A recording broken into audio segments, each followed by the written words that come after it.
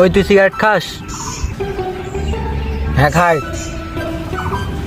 দিনে কয়টা সিগারেট খাস? 6টা।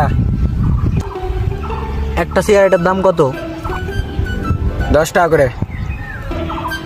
কতদিন ধরে সিগারেট খাস? 20 বছর।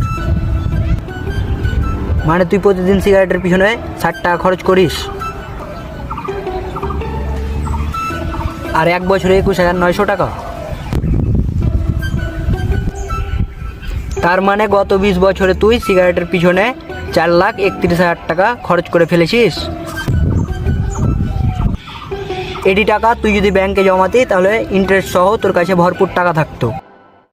আর এই টাকা দিয়ে তুই একটা রয়্যাল এনফিল্ড গাড়িও কিনতে পারতি। তুই সিগারেট খাস?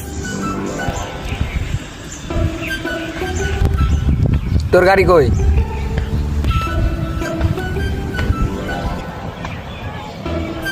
আইসি সারা জ্ঞান দিতে।